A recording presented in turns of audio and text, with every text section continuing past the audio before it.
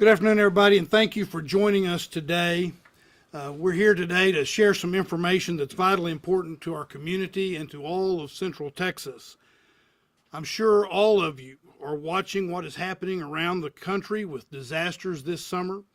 Those disasters and incidents are exacerbated by the extreme and historic heat that we're experiencing. These disasters can happen anywhere, and we want to ensure that our local community is as prepared as possible to face the threats of climate change.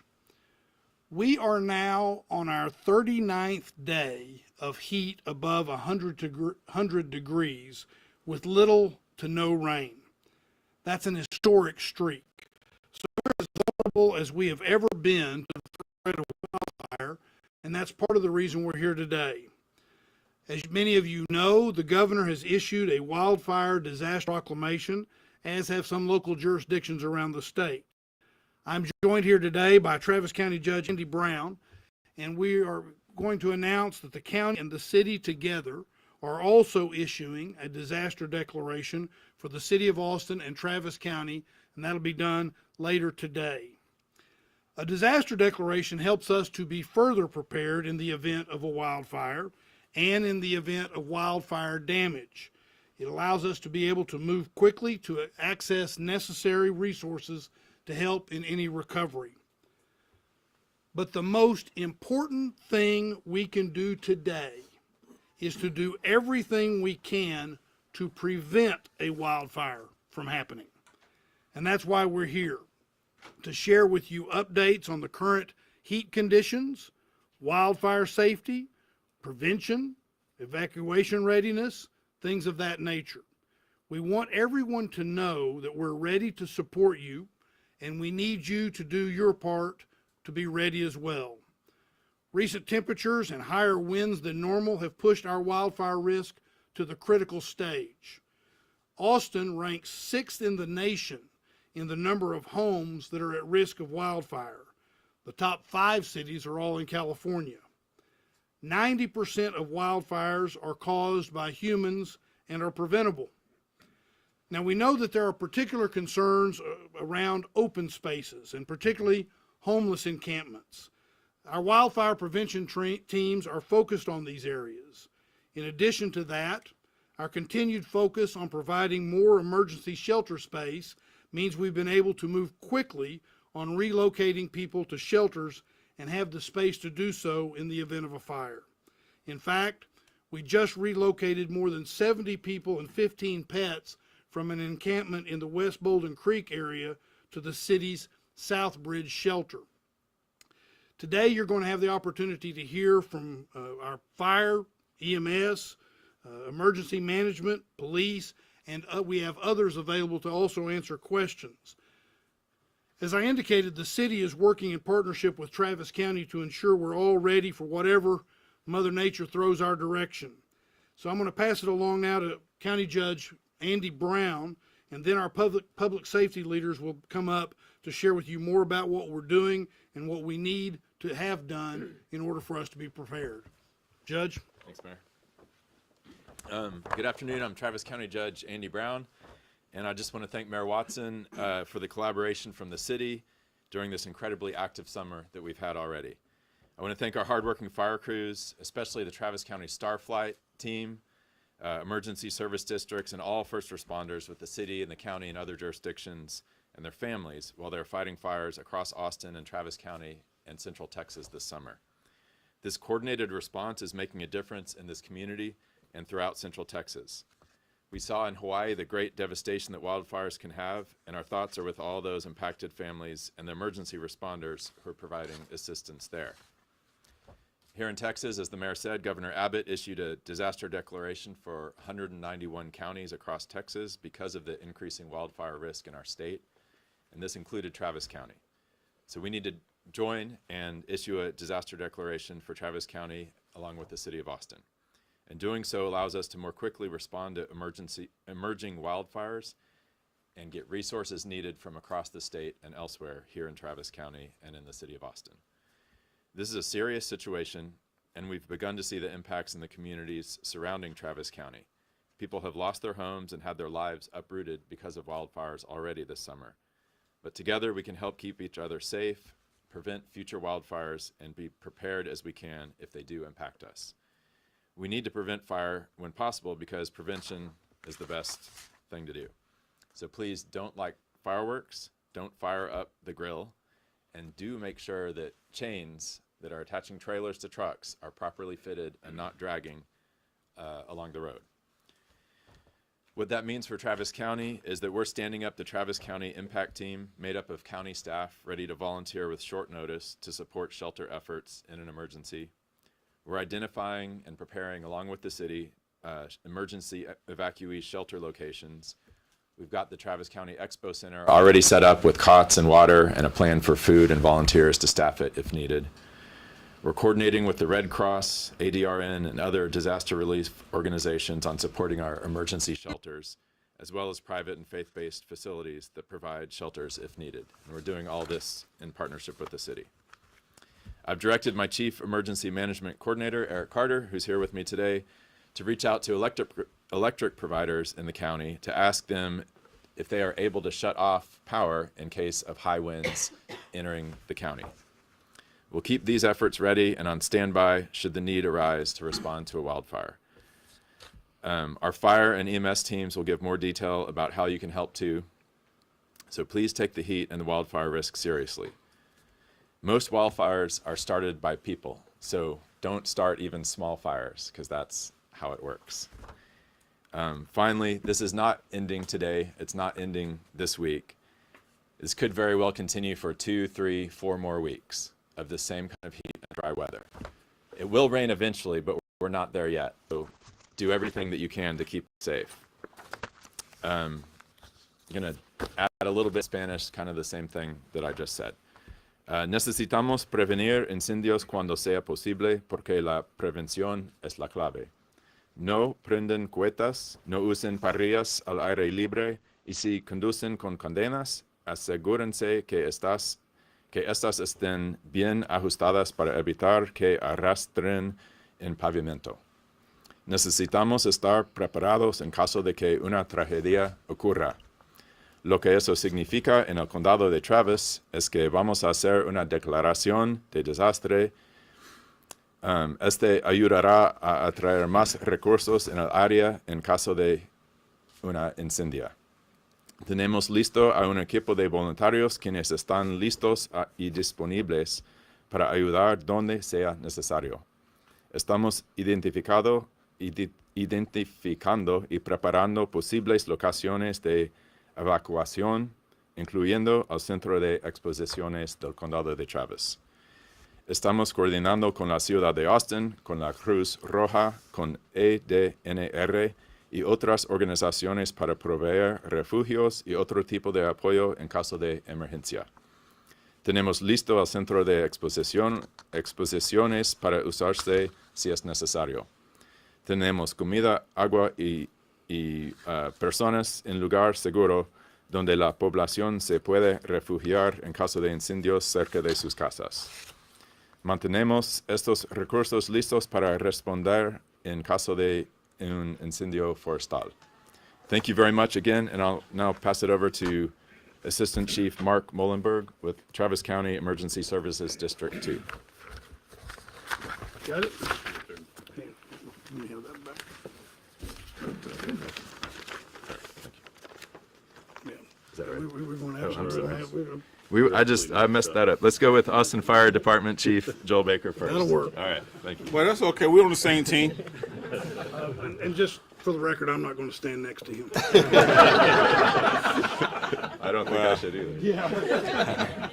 Let me start off by saying, Mr. Mayor, Honorable Brown, Judge Brown, and all the council members, as well as our city manager, the citizens and myself, the fire department, really appreciate your strong leadership, taking the stance and getting this message out to the community. But my question to the community is, do you know what to do and what to take with you in the event we have a wildland or wildfire in your community? Now, not yesterday, not tomorrow, but now is the time for everyone to prepare for not what if, but when it happens. Are we ready? You can learn more on how to do just that by following Ready, Set, Go programs. And you can learn more at atswildfire.com. That's atswildfire.com. And some of the key points you will learn from that website is ideas on how to remove items from your home that could fuel the wildfire, such as brush and dead vegetation, leaves, and other stuff that had collected in your gutters, as well as removing those flammable items like patio furniture away from your home or secure them properly. Now keep in mind, in some cases, the Austin Fire Department or the fire service will not be able to put a fire apparatus in front of your door. Again, now is the time for everyone to take ownership and be prepared for an event something happens as the wildland fire. So during these times of extreme wildfire risk, we must all do our part, and you're going to hear that over and over and over again. We all must do our part to prepare for a wildfire. So residents, you need to make sure you keep your situational awareness. The Austin Fire Department has created a website to keep everyone aware of current conditions of your particular location. You can go to another website that's named wildfire-austin.hub.arcgis.com. That's wildfire-austin.hub.arcgis.com to receive that information about the condition in your area for the location that you live in or work in. Again, it is extremely important right now to avoid things that can cause a spark. The grass, the brush, and other vegetation are incredibly dry right now, and be sure that you all dispose of those cigarettes properly. This means not tossing them out the car window or putting them out on the wooden deck, as well as in those potted plants. Improperly discarding those cigarette butts are one of the top 3 causes of improperly disposing flammable material, are one of the top 3 causes of fires in the Austin area. Never, never, never park your car on grass. Toss those dry fuels combined with heat from the engine and other exhausts could start a fire. Ensure, like the judge said, ensure that any chains that you may have using behind those vehicles do not drag the ground. Postpone activities that could start a wildfire, such as mowing the lawn and using those charcoal grills. Again, I want to thank the mayor and the honorable judge and all the council members and city leadership, along with the city manager's office, and getting this message out to our community. Thank you. Thank you, Chief. Chief, it's all yours. Good afternoon. Mark Wallenberg with Travis County ESD number 2, the Pflugerville Fire Department. Currently, myself and our department are fulfilling the role of County Resource Coordinator. And I'm going to talk a little bit about the resources and the coordination of wildfire response resources in Travis County, including the city of Austin. So the Travis County CRC, or the County Resource Coordination, is a system of coordination between departments in Travis County that include all of the emergency services districts and the Austin Fire Department. It was established in the early 1990s as a result of the wildfire threat and response needs. This system is used to ensure resources that are needed for an incident are sent while maintaining a balance of resources to help cover the remainder of the county. This system is obviously particularly important at this time or in times of high wildfire threat. And we have been staffing the CRC position daily since August the 7th, so last Monday. Fire chiefs from Austin, Travis County ESDs, and Austin Fire Department and Starflight have been meeting every morning at 9:30, coordinating resources and discussing previous days' events, what fires we've had, what coordination issues we've had, and working daily on ways to improve those coordinations and responses. So resources from Travis County and Austin have responded and supported the multiple wildfire incidents in Travis County, and have supported several wildfire missions in the surrounding counties, including Bastrop, Hayes, Caldwell, Blanco, and Burnett. And then in addition to that, we have several fire departments in Travis County that are supporting TIFMAS, which is our state mutual aid system, and they are helping respond to fires across the state of Texas. Emergency services districts in Travis County have enhanced staffing levels along with the Austin Fire Department. We have adjusted from normal staffing levels to enhanced staffing levels, and we have also changed our normal staffing practices in order to put more people on brush trucks and other types of resources that support wildfire response. Currently in Travis County, we have anywhere on a daily basis from about 15 to 19 brush trucks staffed and ready to respond. And then in addition to that, there are other various types of equipment that respond to wildfires also staffed or readily available. And that ranges from small UTVs that can fight fire, some heavy equipment that is very beneficial in a wildfire fight. We have a hand crew staffed in the county that is also available to respond. And then we have several resources deployed around the county that are portable refill stations for the Starflight helicopter to be able to refill their bucket when there's not readily available water for them to dip out of. So in sum, we have been working for the last week to be very prepared, and actually it's gone beyond last week, but the concentrated effort has been since last week to be prepared to respond to the wildfires. We have been coordinating these responses, and we continue to do so for the duration of this event. Thank you.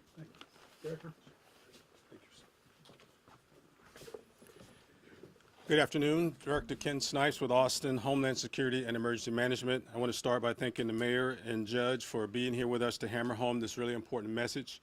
As you've heard from the chiefs already, we've seen a number of fires in our area over the last few weeks. And you can help by being prepared and understanding what you can do to prevent wildfires.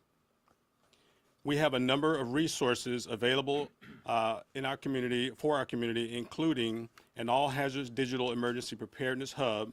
And the website for that is readycentraltexas.org. This resource is for everyone to help you get ready before an emergency, and that includes information that includes wildfires. You can also attend one of our emergency preparedness pop-up events, and we have one tomorrow. And in addition to that, we're also hosting another event called Get Ready Central Texas Emergency Preparedness. That's a fair that will occur on September 22nd. For more information on that event as well as the pop-up events, you can go to readycentraltexas.org. One thing we want to remind people of is that now, as you've heard from the chiefs, is the time to get ready. And we want you to start by making sure that you take time to meet your neighbors, check on your friends, your families, and especially our older community members and those who may be vulnerable. It is important for anyone with disabilities to register for the State of Texas Emergency Assistance Registry called STEER. The STEER program is free, and it is a registry that provides local emergency planners and emergency responders with additional information on the needs of our community.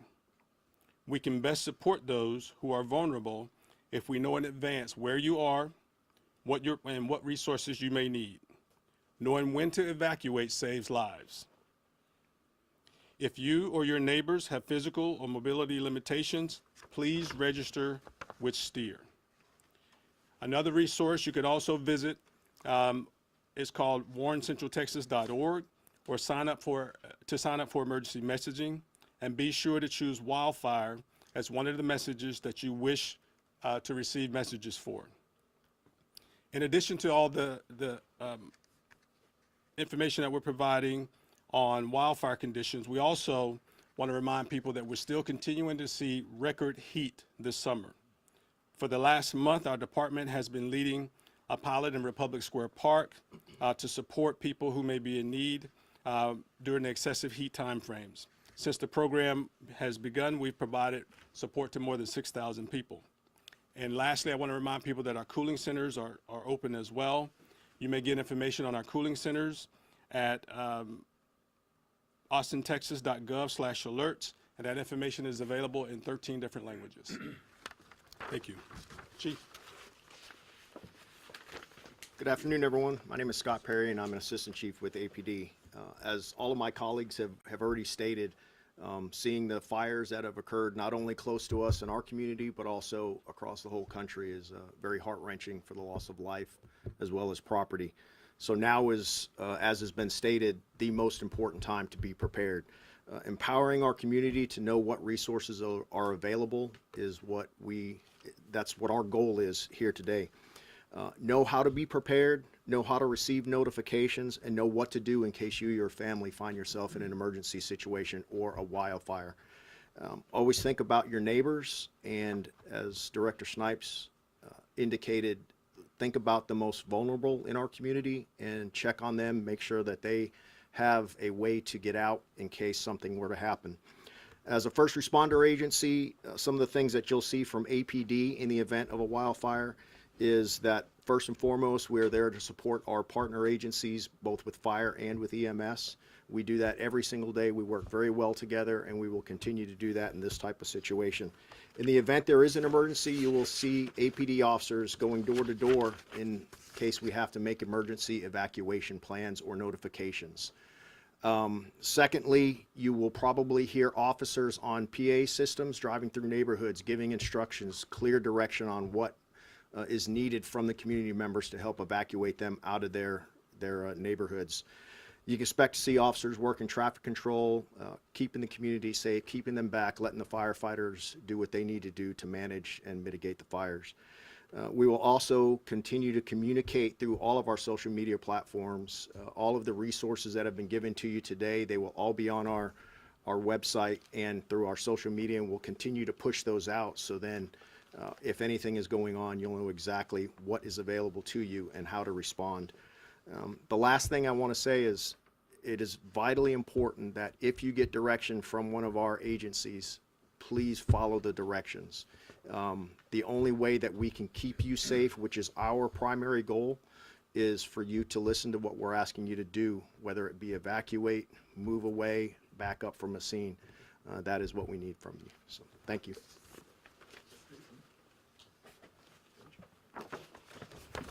Good afternoon, Rob Lukritz, Austin Travis County EMS. Just a reminder, Austin Travis County EMS continues to be heavily involved in the preparations for the response and prevention of wildfires. We are actively involved with their public safety partners, the Austin Fire Department, as well as across Texas. It bears saying that as we enter the wildfire season, as we encounter wildfires, that individuals need to be aware of the potential health risks that may be involved. Individuals should be prepared and should visit with their doctors if they're medically vulnerable to ensure that they have adequate medications and the implications. If you experience or you happen to be near a wildfire, again, preparing, wearing a mask if you happen to be near one, and again, speaking to your physician to ensure that you are prepared with medications and other things. It's already been said that this is a very hot time of year. We continue to see excessive heat. We continue to hit records for Austin Travis County EMS for response to heat-related illnesses. It is a very real risk. We need to make sure that we continue to do all of the things we've spoken about earlier, stay hydrated, and again, when you combine that with the risk of wildfire, ensuring that you have adequate supplies so that if you do need to evacuate, you are able to prepare yourself for that as well as the excessive heat that you may encounter. Please have a plan in place. Please care for your neighbors. Again, I think this was said before, this is a community effort. The public safety resources that we have here will not be in front of your house. We need to make sure that we have a community that is focusing on helping one another and ensuring that if you know that you have a vulnerable neighbor, work with them. Make sure that they have a plan. Make sure that you know where they are, and in case of a wildfire, make sure that you have a plan to assist them if necessary to evacuate. Lastly, please be aware of your mental health. These are traumatic incidents. Again, prepare yourself for what may occur and be ready for whatever instructions you may receive from public safety.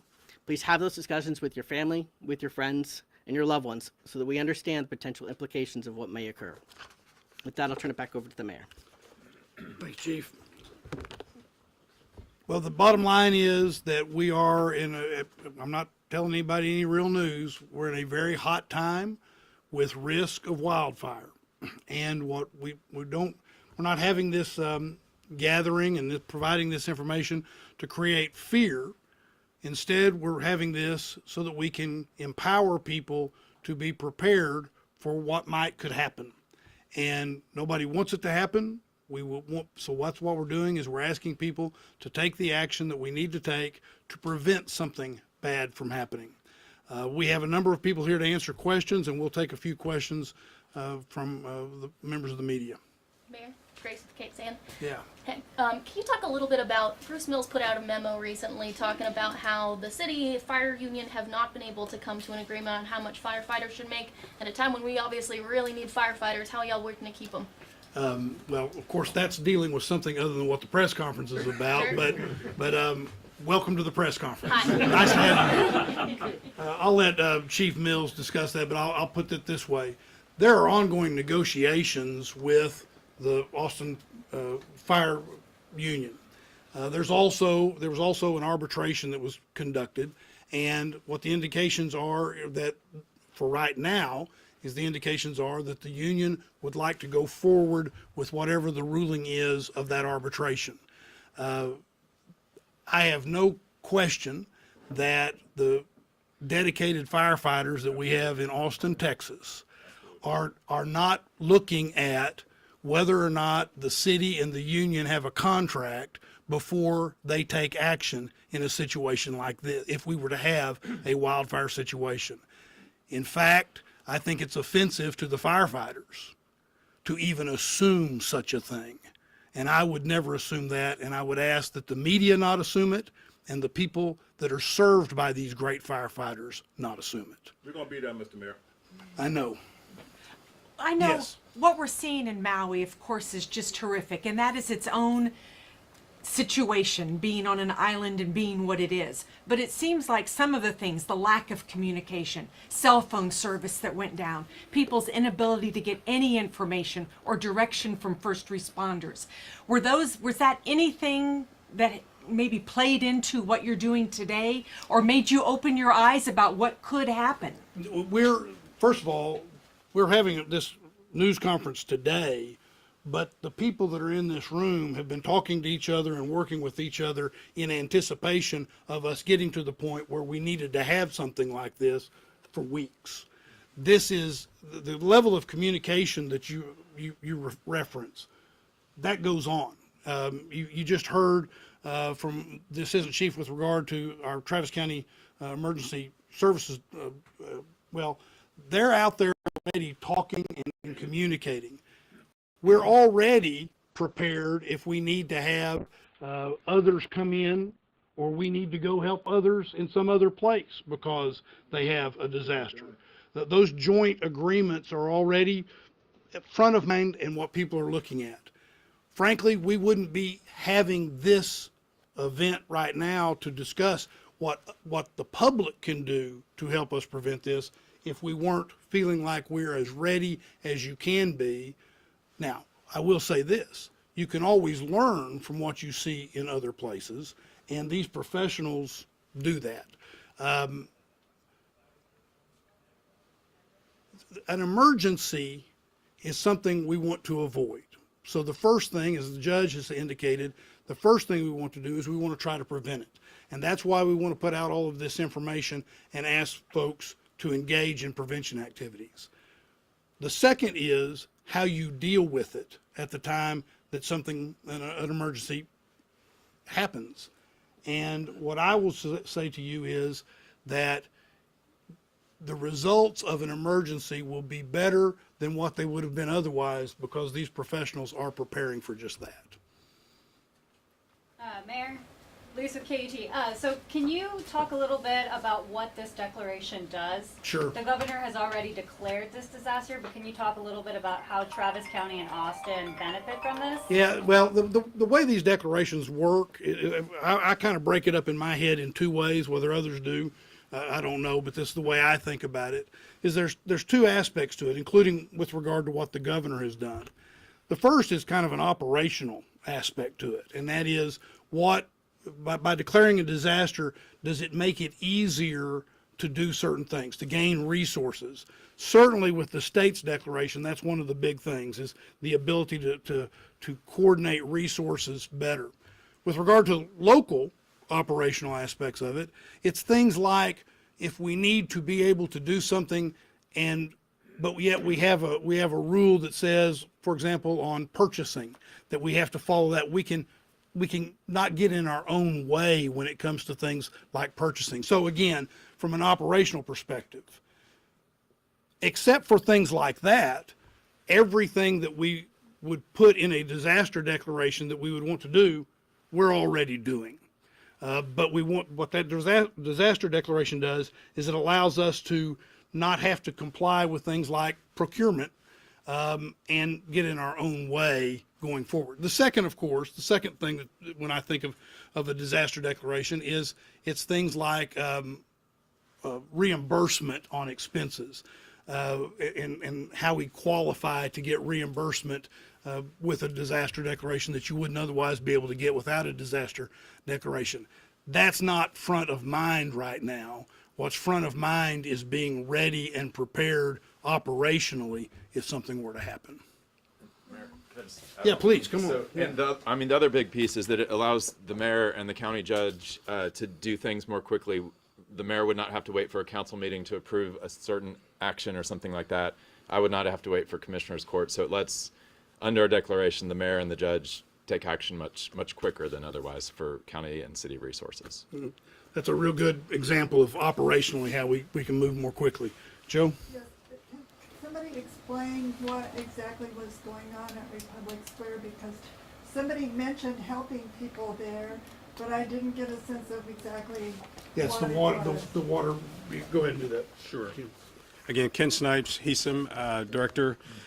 So what's going on at Republic Square is about 4 weeks ago, we started a pilot project to support people during extreme heat. And so we're now continuing on with that effort on extreme heat days. So what we're doing there, we've set up a couple of misting canopies and shade canopies, and we're passing out bottles of cold water there for people in need of those things. And so as I said, it's a pilot.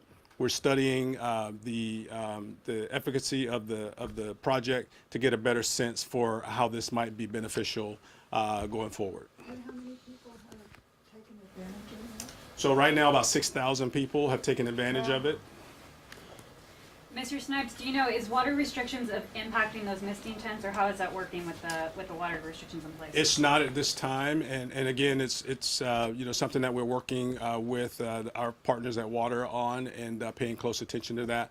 But again, just remember that this is an opportunity to give people who may have a need to cool themselves off because of the extreme heat. It gives them the opportunity to do so.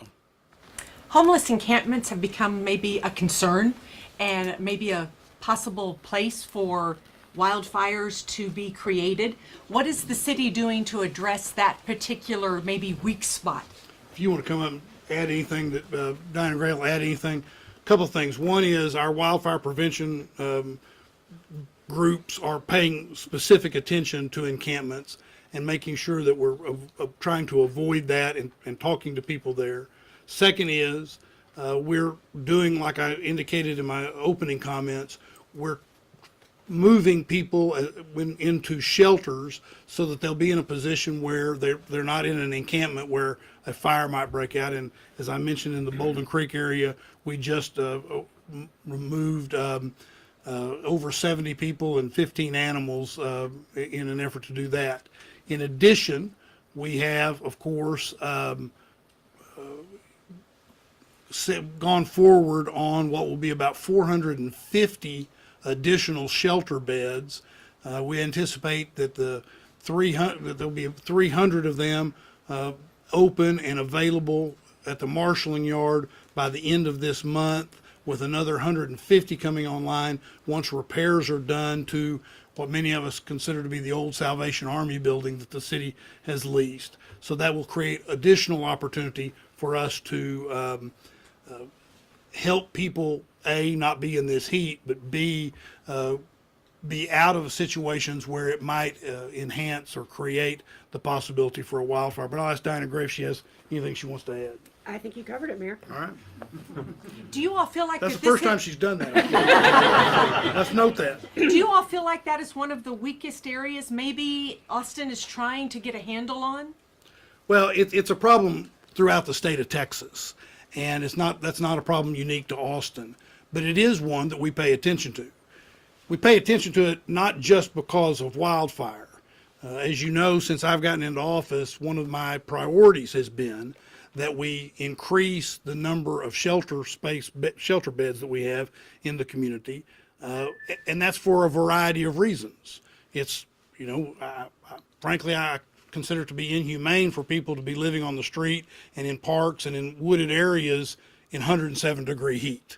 And we need to provide respite in that regard.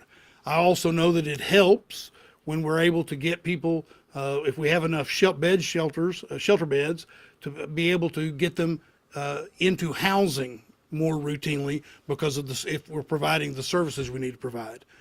But no question that when we're faced with the weather and the conditions that we're currently faced with, it is a risk that we want to avoid if someone is living in a wooded area, camping in a wooded area, and as has been pointed out, smoking a cigarette. If the cigarettes don't get put out the right way, building a fire. We're asking people not to use their grills right now, things of that nature. So that's why we have to have some focus, because we know it's there, and that is why we have a focus.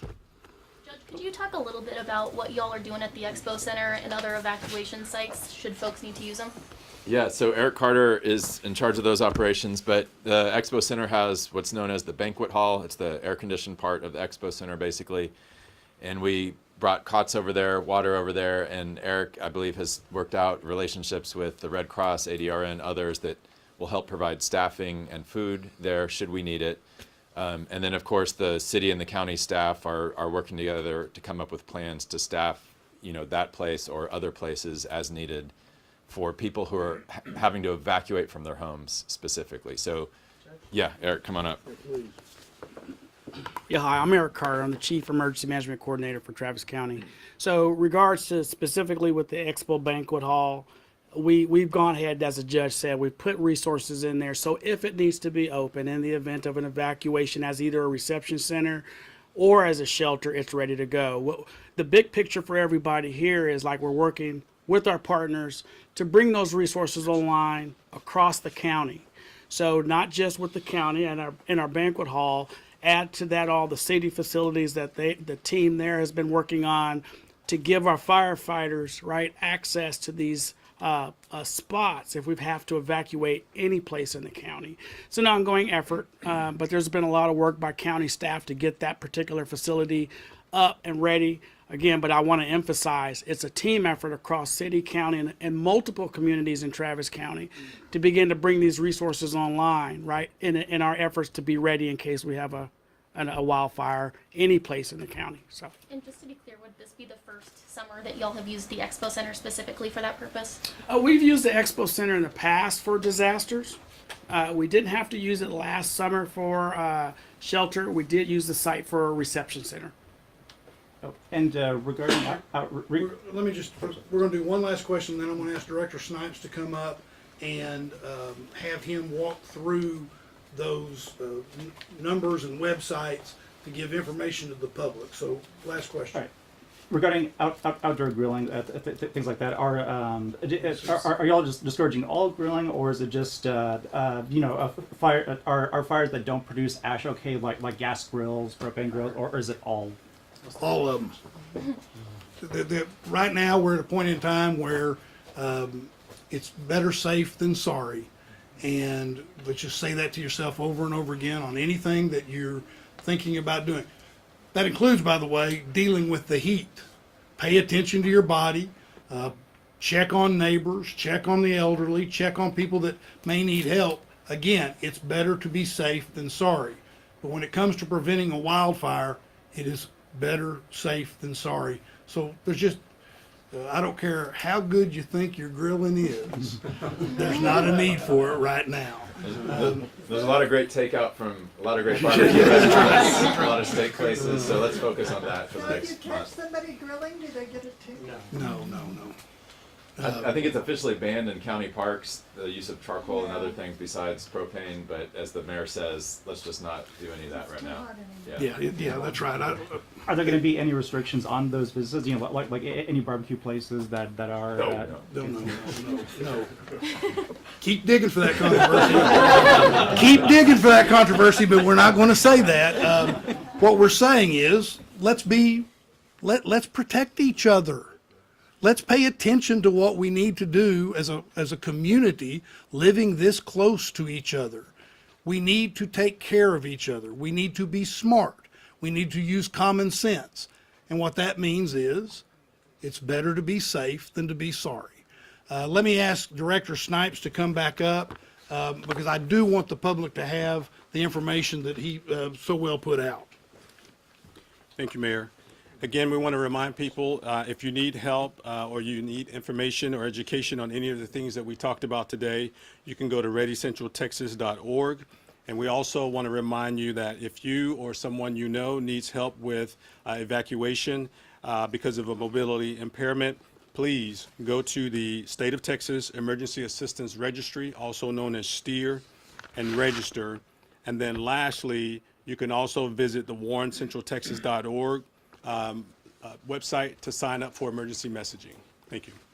Thank you all very much. Appreciate you being here. Be safe.